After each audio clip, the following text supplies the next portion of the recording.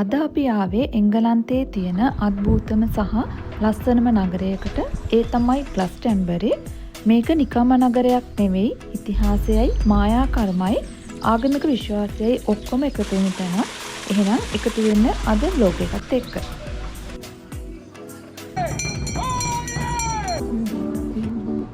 මේ තියෙන්නේ ග්ලස්ටන්බරි ටෝ එක. මේක සමර්සෙට් ප්‍රදේශයේ තියෙන අඩි 521ක් උස කන්දක්. උඩම තියෙන්නේ 14 වෙනි සියවසට අයිති සෙන්ට් මයිකල්ස් ටවර් එක. මෙතනට ආවම සමර්සෙට් ප්‍රදේශයේ ලස්සන පැනොරැමික් වීව් එකක් බලා ගන්න පුළුවන්. මේ ග්ලස්ටන්බරි ටෝ එක ආතර් රජතුමාගේ කතා එක්ක ගොඩක් සම්බන්ධයි. පුරාණ ඇවලෝන් දූපත කියලත් කට්ටිය මේක විශ්වාස කරනවා. සෙල්ටික් මිත්‍යා මතවලට අනුව මේ කන්ද ඇතුලේ අద్භූත රාජධානියක් තියෙනවා කියලා කියනවා. ඉතින් ගොඩක් සාමකාමී බලගතු ශක්තියක් දැනෙන ස්ථානයක් තමයි මේක. ලෝකයේ ශක්ති කේන්ද්‍ර ස්ථානයක්. ඒ කියන්නේ චක්‍ර heart of the world කියලත් මේක හඳුන්වනවා. අද වෙනකොට මේක සංචාරකයන් සහ පේගන් ආගමිකයන් අතර ජනප්‍රිය ස්ථානයක්. වාර්ෂිකව ගොඩක් පිරිසක් මෙහෙට එනවා. මේ තියෙන්නේ ග්ලස්ටන්බරි ටෝ එක පාමුල තියෙන චැලිස් වෙල් ඇන්ඩ් ගාඩන්ස් කියන තැන. මේක රෙඩ් ස්ප්‍රින්ග් එකක් කියලත් හඳුන්වනවා. වසර 2000ක් තිස්සේ නොසිඳී ජලය ගලා යන උල්පතක් වටා තමයි මේක නිර්මාණය වෙලා තියෙන්නේ. ග්ලස්ටන්බරි ටෝ එකට යන්න ටිකට් ගන්න ඕන නැති වුණාට මේ චැලිස් ගාඩන් එක ඇතුළට යන්න ටිකට් ගන්න ඕන. අඩල්ට් ටිකට් එකක් පවුම් 5යි පැන්ස 50ක් වෙනවා. මේක සාමය සහ නිශ්ශබ්දතාවයේ පිරි ලෝක සාම උද්‍යානයක් විදියට ප්‍රසිද්ධයි. ඇත්තටම මේක ඇතුළට යද්දී කිසිම සද්දයක් ඇහෙන්නේ නැහැ. කුරුල්ලන්ගේ සද්දෙයි මේ ඇතුලේ තියෙන ඇලපාරේ, ඒ කියන්නේ වතුර ගලා යන සද්දෙයි විතරමයි ඇහෙන්නේ. මේක වටේ තියෙන්නේ ගොඩක් නිශ්ශබ්ද ලස්සන උයනක්. many paths one source කියන තේමාව යටතේ තමයි මේක පාලනය වෙන්නේ. මේ ස්ථානය කිතුණු භක්තිකයන්ට වගේම පේගන් භක්තිකයන්ටත් එකසේ වැදගත් වෙනවා. මේක භාවනා කිරීමට සහ විවේක ගැනීමට ඉතා සංසුන් ස්ථානයක් වෙනවා. තැනින් තැන භාවනා කරන්න පොඩි පොඩි කුටි හදලා තියෙනවා. ඒ කියන්නේ ගස් යට එහෙම වෙන වෙනම තැන් තැන්වල නිශ්ශබ්දව ගොඩක් වෙලාවට මේක ඇතුලේ නිශ්ශබ්දව තමයි ඉන්නේ හැමෝම. කිසිම සද්දයක් ඇහෙන්නේ නැහැ. ජනප්‍රවාදවලට අනුව ටෝ කන්ද පාමුල පිහිටලා තියෙන මේ පූජනීය ලින්දේ ජේසුස් වහන්සේගේ රුධිරය තැන්පත් කරපු ශුද්ධ වූ පාත්‍රය කියන්නේ හෝලි ග්‍රේල් එක සංගවපු ස්ථානය කියලා විශ්වාස කරනවා. මේ තියෙන්නේ ඒ චැලිස් වෙල් එක. මේකේ වතුර ලෝහ වර්ග ගොඩක් තියෙන නිසා රතු පාටයි. ගොඩක් අය මේ වතුර බොනවා සුවපත් වෙන්න කියලා ඒ අදහසින් ගොඩක් කට්ටිය මේකට එන අය වතුර බොනවා. මේක ලෝකයේ ශක්ති කේන්ද්‍ර ස්ථානයක්. ඒ කියන්නේ earth චක්‍ර ලෙස බොහෝ දෙනා විශ්වාස කරනවා. මේකට භාවනා කරන්න, යාඥා කරන්න සහ මම ඉස්සරහට පෙන්වන්නම් සිංහ හිස තියෙන ස්ථානය. අන්න එතනින් තමයි වතුර බොන්නේ. අනිත් තැන් වලින් බොන්නේ නැහැ.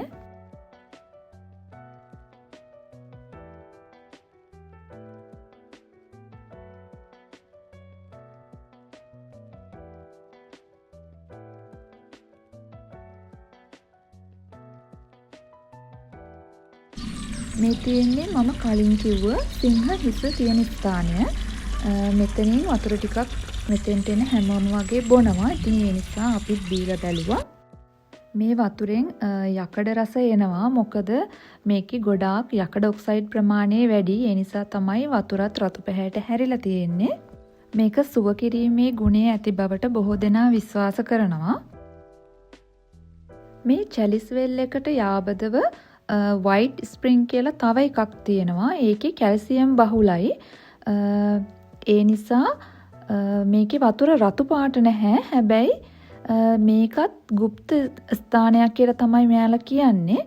මේ රතු සහ සුදු උල්පත් දෙකම එකම කන්දෙන් මතු වුණත් ඒ වගේ වර්ණ සහ ගුණ වෙනස් වීම ඉතින් අදටත් පුදුම සහගත කරුණක් කියලා තමයි මේගොල්ලෝ කියන්නේ.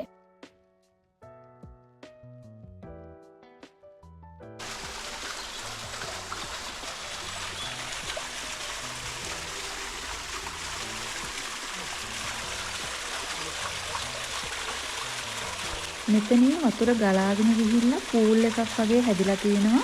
ඒ පූල් එක ඇතුලේ අපිට වතුරේ එහාට මෙහාට ඇවිදින්න පුළුවන්. මේකට කියන්නේ King Arthur's Court and Healing Pool කියලා. මේකෙදිත් ඒගොල්ලෝ විශ්වාස කරන්නේ මේ පූල් එක ඇතුලේ වතුරේ අපි එහෙට මෙහෙට ඇවිදිද්දී ඒ වතුර ස්පර්ශ වෙද්දී අපිට සුව කිරීමේ ගුණයෙන් අපිට ඒ දේ ලැබෙනවා කියලා මේ වතුර නිසා.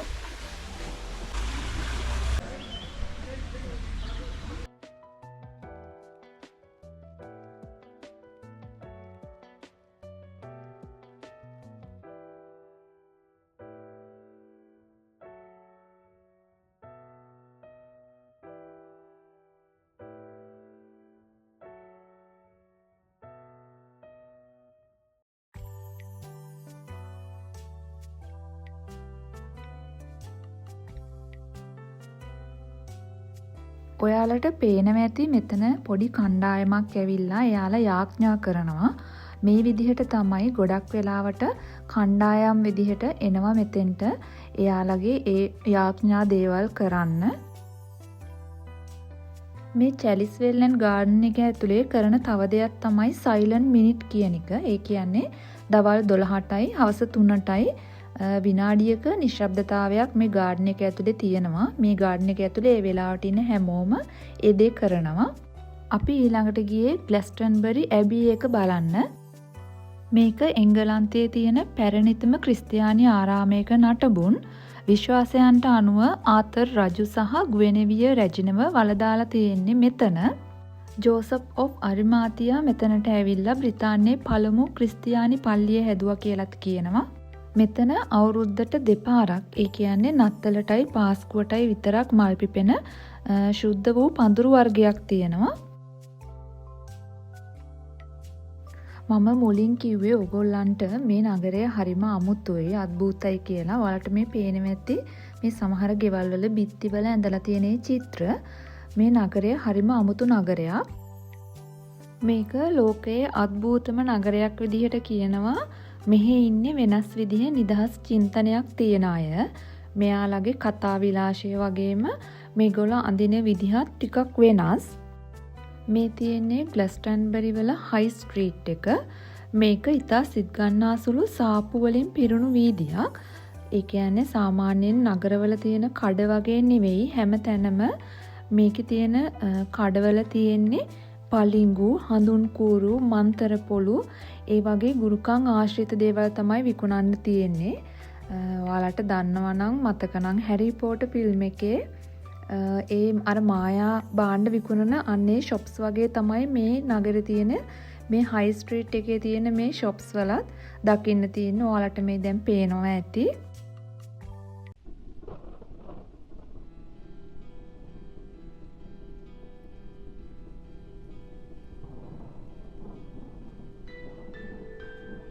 මෙන්න මේ හේතුව නිසා තමයි මේ ග්ලැස්ටන්බරි කියන නගරය හරිම අමුතු අద్භූත නගරයක් කියලා කියන්නේ.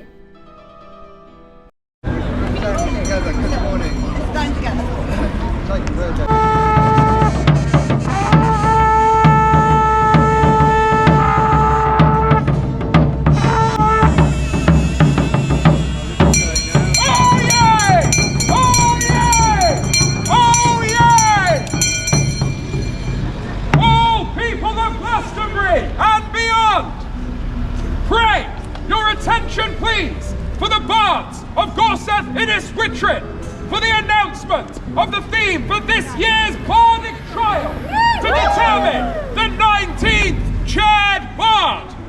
God save the king! May Glastonbury flourish!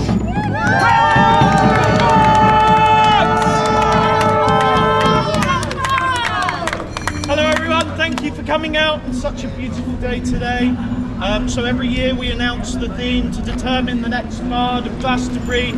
I'm the 18th and I will be announcing the theme to determine the 19th. So, without further ado, this year's theme is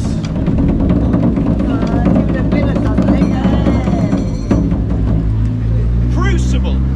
අවුරුදු පතා පවත්වන ලෝක ප්‍රසිද්ධ ග්ලස්ටන්බරි ෆෙස්ටිවල් එක. එහෙම නැත්නම් ලෝකයේ විශාලතම හරිත සංගීත උත්සවය පැවැත්වෙන්නේ මේ නගරයට සතපුම් කිහිපයක් ඈතින් පිහිටි ෆාම් එකක.